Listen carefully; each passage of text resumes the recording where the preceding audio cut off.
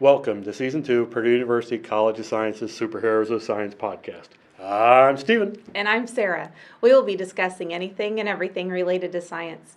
If you have a science question, tweet it to us at Purdue SOS, and we will try and find someone to answer it for you. Today on Superheroes of Science, we have Birgit Kaufmann, professor in the departments of math and physics and astronomy. So welcome, Birgit. Thank you. Yes, thank you. Now, you said your research is in the intersect of math and physics. Right. When you said that, I wanted to immediately ask you about that. Okay, no, that's my first question. Right. wait, Stephen, wait. Because I wanted to ask you as soon as you said that. What do you mean by that? Could you explain that? Yes, so my problems are mostly motivated from physics. So they have some underlying problem that occurs in physics. But the techniques I use are very mathematical, and often the results I get have also some significance for mathematics. So they use some advanced techniques of mathematics, and they are of their own interest in mathematics as well. Okay. What types of questions are you asking? So I have three main areas. One is non-equilibrium dynamics. So these are called reaction diffusion systems. And they are very simple models of particles hopping on a line, so it's in one dimension. Okay. Very basic models where particles diffuse, and when two particles meet, they can undergo some reactions. And we study the dynamics of these models by mapping them onto some abstract thing that's called a spin chain, a quantum spin chain. And then we study these quantum spin chains with very sophisticated mathematical techniques, but in the end we come back and we say something about the dynamics of these hopping particles. Okay. So that's one area, and then we have this very cool project which you see also in the background here. Yeah, it's we called, put several things in the background. The double gyroid, so it has a very funny origin. It was actually somebody from chemical engineering, a professor who called the math department and wanted to know if there were people who would collaborate with him on this new material that he could synthesize in the lab that had a very interesting mathematical structure. And we started collaborating for several years together with people from physics, chemistry, material science, and we put up this big project that led to a series of publications, and then eventually, unfortunately, the chemical engineer left and the material scientist as well.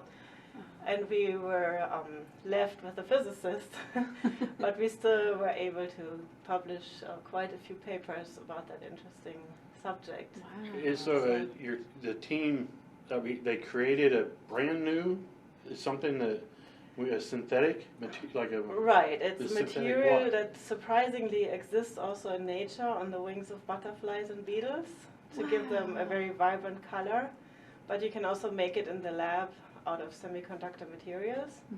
And it is assembled by self-assembly because it's a minimal surface, so it minimizes the surface energy, so it appears spontaneously if you tune all the parameters right, but it's on the scale of on the nanoscale, so it's very small. Neat. And the hope originally was to increase the effectiveness of solar cells with this material. So that was the idea, and so we wrote many mathematical papers about this, and we haven't quite finished the analysis yet, so it's very complicated. But now that you've published that, and that information is out in the scientific community. Right. Now it's, from what I see, in scientific community, what you can do it published, and so other people will look at that and like, oh, I wonder, and start furthering research based on what all of the math that you've done. Right. And that's kind of how that will work. Yes, I mean that's true in general for all the scientific publications that you get out, that people of other universities or other research groups start reading those publications and learn what you have done and what they have done, and they can put it all together and continue the work on that. I always think that's a really neat process, and I always like students to kind of understand that process. I think that's how information gets out, is you know, publishing the work that you're doing. Yeah, and going to conferences and talk about it. Sure. That's great. That is so cool. I mean, how neat will it be, like, in years from now, you stop and look, and all of a sudden you realize that they've used all of these equations that you've put together in, next thing you know, it's in everybody's you have these high efficient solar panels, Right, and right, you've yeah, contributed to that. That would be great. That's really neat. Right. And I wondered what the application of the different ones. Right. So what's some of the other things? Well, recently my most recent interest is in quantum computing. Oh. So this is something that also Purdue pushes really in the future direction. And I have one collaboration with a physicist and with a PhD student where we look at some models in atomic physics that exhibit some underlying features that may be used to build a quantum computer, which are called Majorana fermions.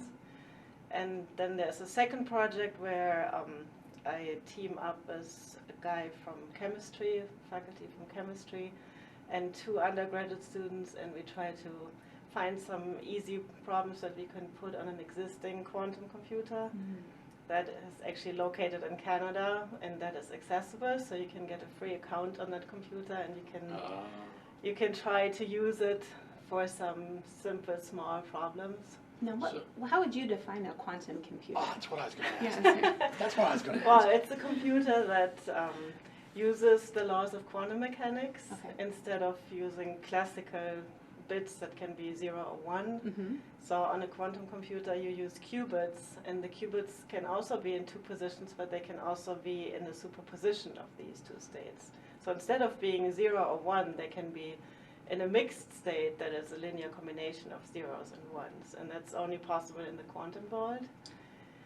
And this particular computer that we are using, it's called the D-Wave computer, and it doesn't use classical gates or the analog of classical gates, quantum gates, but it uses a totally different process that's called quantum annealing, where a problem is optimized by bringing the whole system into its ground state.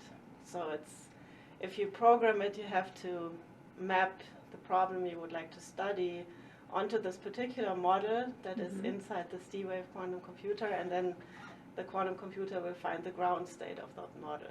So it's not universal, you cannot calculate any problem on it, but most optimization problems are actually suitable to be computed there. Wow. So optimizing the best state for... Right. So for example, they have had a big study that was paid by Volkswagen, where they investigated how taxis can get from Beijing downtown to Beijing airport. Instead of all going the same route and having a big clog, they would actually try to minimize each car's time that it gets to the airport, but at the same time optimize the whole system so that there wouldn't be any traffic jams. So people would have to take small detours, but in the end they would still arrive faster at the airport. Than everyone being stuck. Everybody being stuck in the same traffic jam, and they put this on the quantum computer and they were able to solve this model. Wow. So if they could give a signal to every car where it should go, they would actually avoid this traffic jam.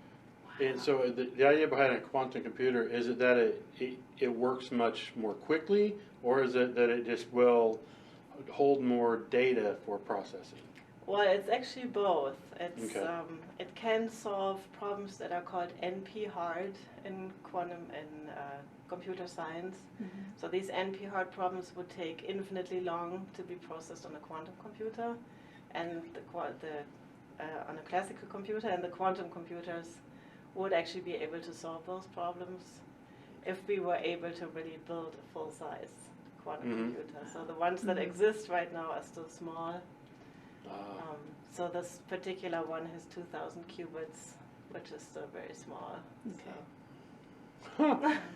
Well, what I love is you're doing this really higher level math, and when I say higher level, I mean way up there. Right. But you're using it for something that we all know. Right. We know solar panels. And you're explaining that. So anyway, most of us have no idea what quantum computer is. We've heard it, but we don't know necessarily what it meant. But not only are you explaining that, you're like, and this is an application of. Right. And so, and that's something that we as the general Yeah, general public? General public, yeah. I wasn't going to go population, then I feel like I was in prison. But general population kind of needs to, those are things that we need to know. Right, And so I love that you're able to bring that down to our level, Yeah, or closer to our level. Right. So we're using it for calculations in chemistry, in theoretical chemistry.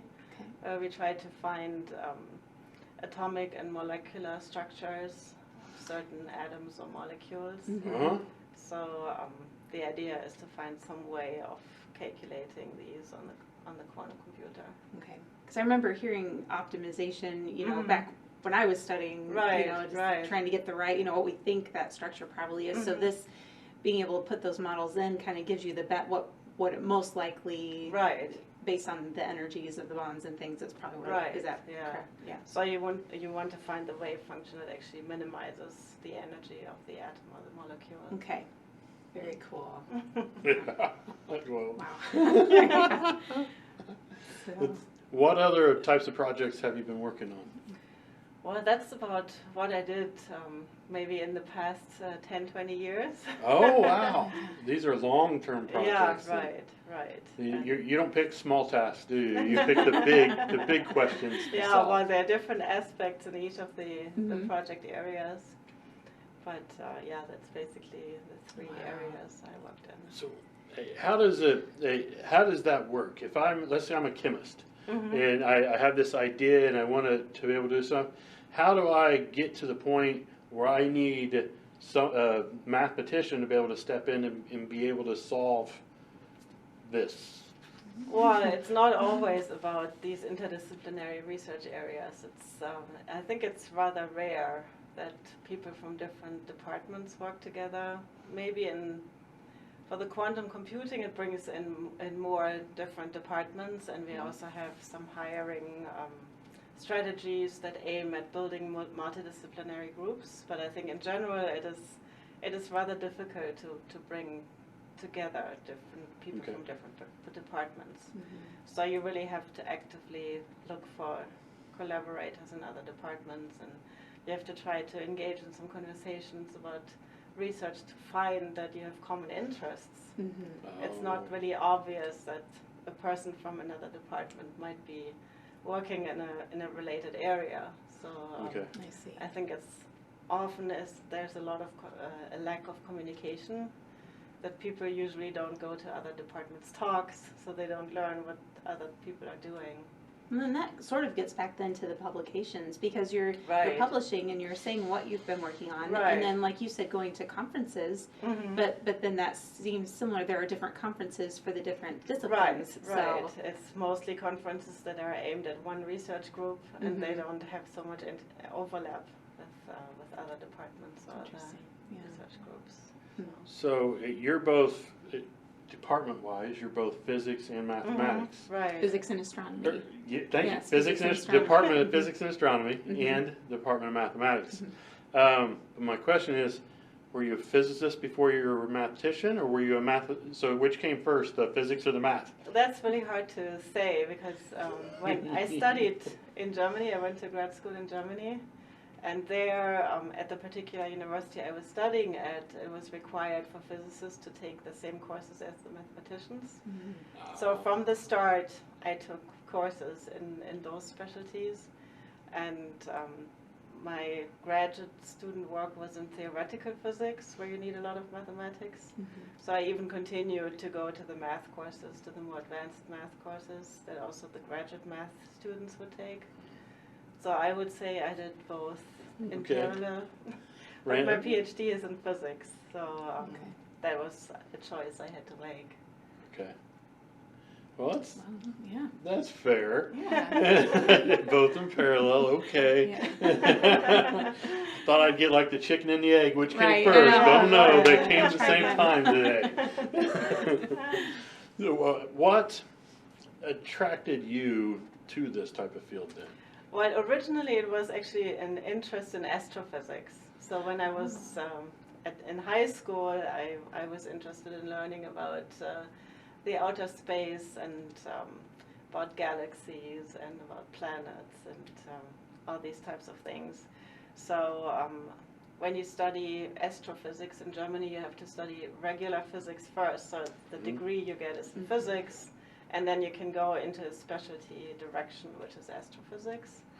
So I started a regular study of physics, and I took some astronomy courses, some introductory courses, and I didn't like them. Maybe it was just this particular course I took, but I was much more fascinated by the other physics courses. So I was steered away a little bit from astrophysics. I think that's an important thing to note, though, that sometimes you like the ideas, right? And so like you said, you were encouraged and you like this, outer space and looking, and then you get into it, and maybe you have those feelings like, well, maybe this isn't for me. But so what for students maybe that are facing, maybe in their senior year of high school and starting to think, what advice do you have for them? Well, I think it's just great to follow your dreams and to start doing something, and then you will see if you like it or if you don't like it. In my case, I'm still fascinated by the subject matter. It's not that I don't want to know anything about astrophysics, and I was actually on a faculty search that we had for a new person that we hired in astrophysics, and I was still very interested in learning about what people would do nowadays at the forefront of research. So I'm still following all the news, but it's not what I chose as my research area. So I think it's still okay to start studying a subject even if you're not 100% sure you're going to stay in that area. And it's okay to change your mind? Right. I mean, there's so many different areas that you can go into, and if you start in your first year in the university, it's not fixed. Yes. That's good to know. Where you go. Even later on, if you start graduate school, you can still switch. I didn't think about that, but yeah. So as a graduate student, right, there's still different areas of physics that you can choose, and it's not fixed from the start. Okay, yeah, that's good to know. Yeah, right. Because I'm guessing when you first started, you didn't think. I looked up like the math courses you teach. Right. And holy cow, you teach like that's. I don't know if it gets any higher than the courses you teach. Well, there are some more advanced topics courses where you would specialize on a particular area and then have a specialized course. They would be above these 500 courses. Yeah, So, but, I'm guessing you didn't start off thinking, oh, I think I'll teach extremely high-level math at R1 institution. No, certainly not. But so I think it's really cool how things evolved. Right. And how these things work out. Yeah, right. And where we end up with that. That's true, yeah. And I really love what I'm doing, so it worked out for the best.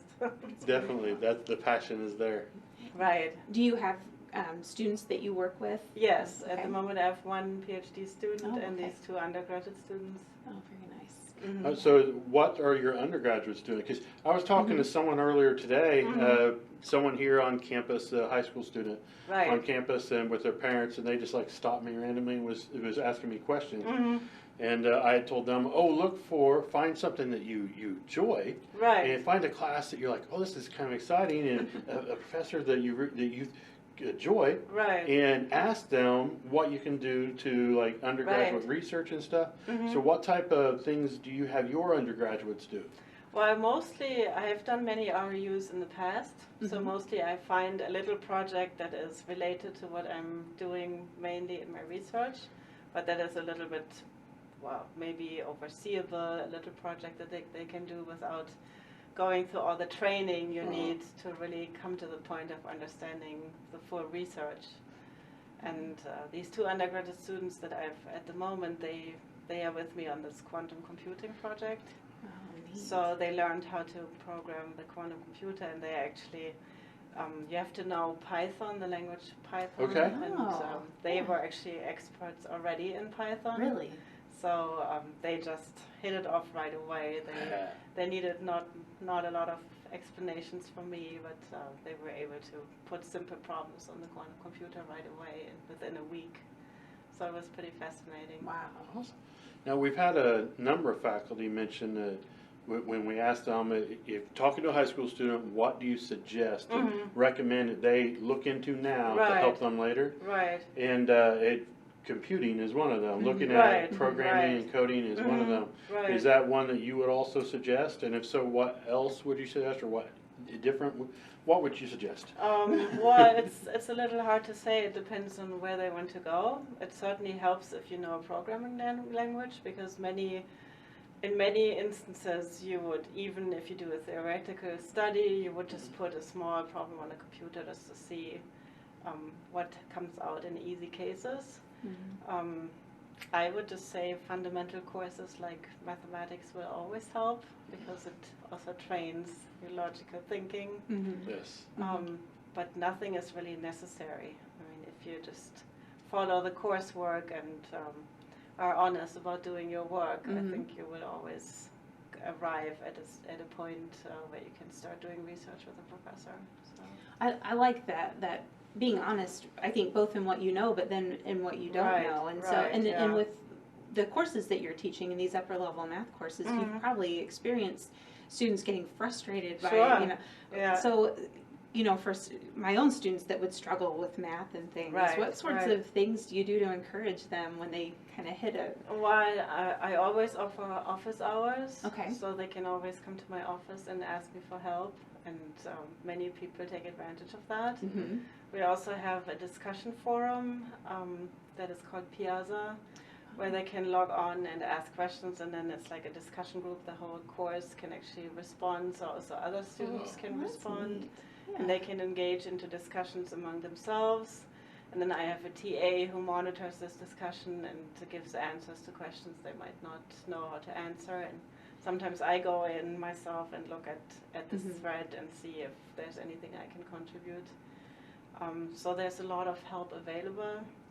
So in my courses there are also many distance students. So usually I teach for the engineering Purdue Online. And these distance students cannot easily connect. They cannot just come to my office because they are scattered all over the country and sometimes even abroad. So they would sometimes call me on the phone, or they would Skype, or they would use a Zoom meeting, or any of these venues are possible too. But also contact you with questions they have about course material.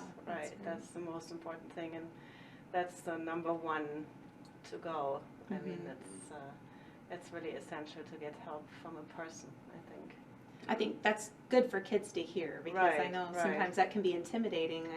My own daughter, she's kind of going through that now. And she's like, I said, you need to talk to your teacher. And I think that's it's so important to ask questions if you're stuck, and not to try to solve it yourself. It's intimidating. It can be intimidating to do that. I know. It can be very intimidating, because sometimes you're not sure what to ask. But I really like the fact that you're like, well, you need to come, and we have the office hours, or just communicate with me and let me know, because I have yet to find someone who wasn't. Sometimes it's even for me, which is kind of an extrovert. It's hard to. I think for me, it's more I got to swallow my pride and admit I couldn't figure something out. And so I got to lose the macho thing a little bit. But once I do, I've never had someone not excited to be able to help me. No. That's so true, overcoming that fear and realizing people are really here to help you is a big thing. That's very important. And it doesn't seem like there's a lot of situations probably where you and you alone would be the only one responsible for solving that. That is a collaborative in nature. That's right. Very nice. Yes. Well, very cool. Really, thank you for taking the time to speak with us today. It was a pleasure. Thank you for listening to our podcast. Be sure to subscribe, rate, and leave a review. An outstanding on review. On iTunes or your preferred podcast player. Tweet us your science questions. At Purdue SOS. Until next time, be super, and remember... You are someone's hero. Boiler up. Hammer down.